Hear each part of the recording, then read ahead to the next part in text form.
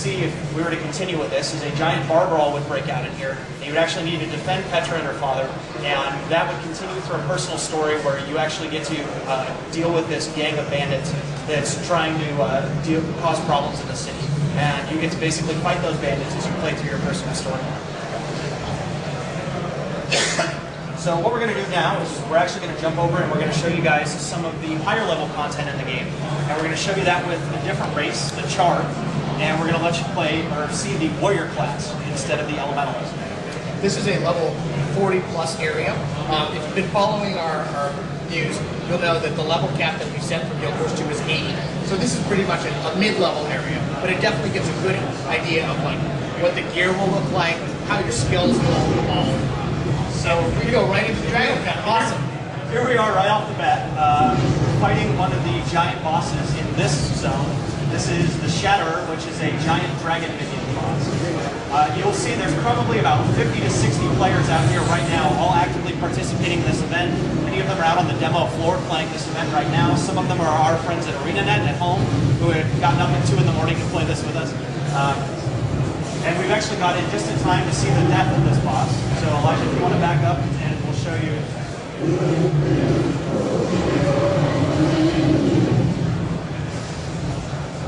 And he just got shattered. He's well named as the Shatterer, that's all that's left of him. But this is an example of like, we only got to catch the tail end of it, because like we said, this is not all time, this is dynamic, so, These are all players here, all actively participating in this event simultaneously. And it's a very complex, it's actually a very complex event. Elijah, you want to show off the turrets and the mortars? Like there are very different roles that different players can be playing. Some of them can be manning mortars, mortars and turrets in order to take down some of the mid-level mobs here. Like more advanced players can be actually closing in with the dragon and engaging them directly. So one of the things you'll notice is because of the death of the dragon, this area has now become cleared out. And this is something you'll see with all our dynamic events, is every event has a direct effect on the world. In this case, when the dragon was alive, he's spawning creatures that spread out from that area, and they go and attack other locations that are nearby and kick off other events. With his death, none of that can occur, and now new events will become available on the map as a result of him not being there. So what do you think? Should we go to Steel Ice Man to show us something? Yeah, let's go ahead and jump out of this turret, and let's go check out another part of the map and see some of the other events that might be on that. So the turrets and mortars were example of what we are calling environmental weapons. These are things in the environment that you can take over. I don't know if you noticed, but when he actually took over the turret and the mortar, his skill bar changed to a different set of skills.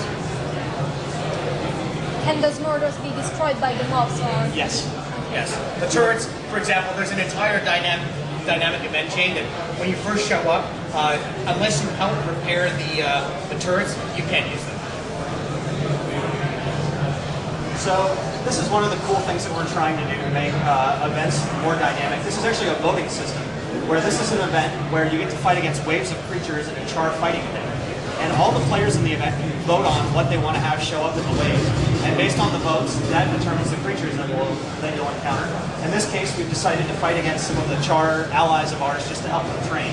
So that's the guys we're fighting against here. Okay, Elijah, let's get some elementalists down to Steel Ice Man so we can show some cross-profession combos.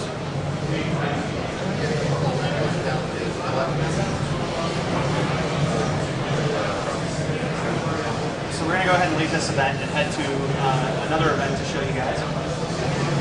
You'll notice the Charr, when they run, lope across the ground. So the area we're moving to now is called Steel Ice Man. It's basically a big Charr fort. The Charr have decided to position themselves here and stave off waves and waves of dragon, branded dragon minions. But the fort itself is a series of dynamic events. So in this case, the dragon minions have actually taken over the fort. And you can see there's some other players here like William Fairfield taking part in this. And we're trying to take it back over from them so we can get the Charr back in here. So depending on what state Steel Ice Man is, there may be vendors here, NPCs who can help you, but if it's been taken over by the dragon minions, you'll need to clear it out and help rebuild it in order to interact with those NPCs. So do we have an elementalist? Oh,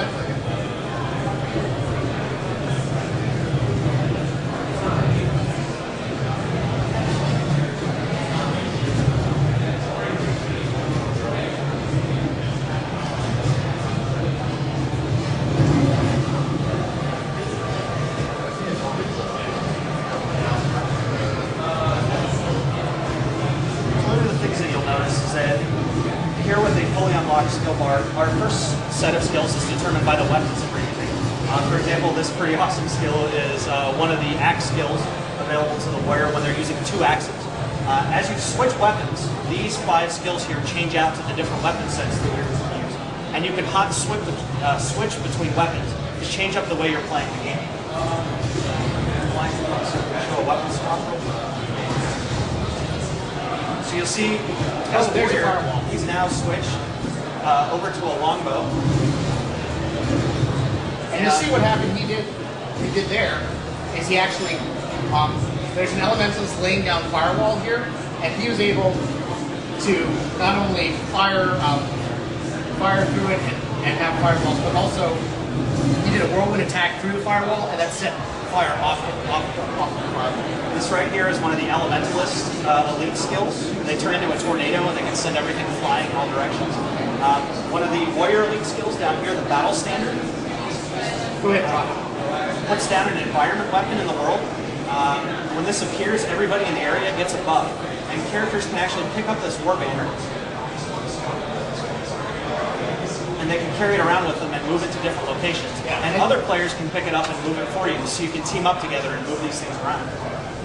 So really, our idea with combat is to provide a bunch of cool building blocks for our combat that different players can combine in different ways to create all new types of combat and attacks. So here's an example where, here's an event failure. Let's talk a little bit about event failure. You still get rewards. Yes. So even if you, one of our goals here is whatever you do in the game, you should be rewarded. So for example, we killed a few of the Charr, or defeated a few of the Charr back in the fighting pit. The event failed because we weren't there to finish it and no one else showed up to take part in it. But we still get rewarded even though it failed. We just get a little bit less credit because of that. But I think you'll notice the thing that's going on with our combat is the attacks are very action-oriented. They're very fast-paced. They keep things moving. The fact that we have weapon swapping. Go ahead and do a weapon swap, Elijah. You'll see, visually, immediately, you see I get an all new set of skills. And that's just swapping between 2 sets. If you want to go ahead into your inventory, you can swap in all sorts of new weapons depending on what your character is. And that will give you an all new set of attacks. So I think that's pretty much the demo. Really, we try to end it on the dragon. Because of the dynamic event, we came in a little early and managed to finish the dragon off early.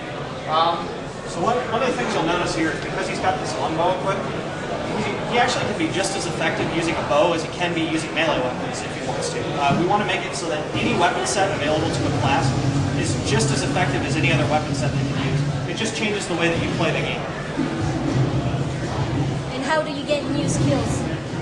So there are skill vendors who sell you skills. At lower levels, that's how you get all of the skills to finish up your skill bar. And then later in the game, there are rare skills that are found as drops, and those are scattered around the game in different ways that you can get them. The skill capping system from Guild Wars 1 is something that we didn't carry over. We decided to do something a little bit different this time. So really, the thing about combat though is that until you actually try it yourself, you don't really understand how fun and fast-paced it is. So we do encourage everybody, if you have some time, head down to our floor. We've got 40 stations down in the booth. Grab some time with the combat yourself, especially at the high level, and see how much fun it is. So, I guess, are we pretty much at the end of our slot? So, any questions? Yeah. Actually, we do, but I know we won't have time for all of them, so I'll just go through. I just think that's what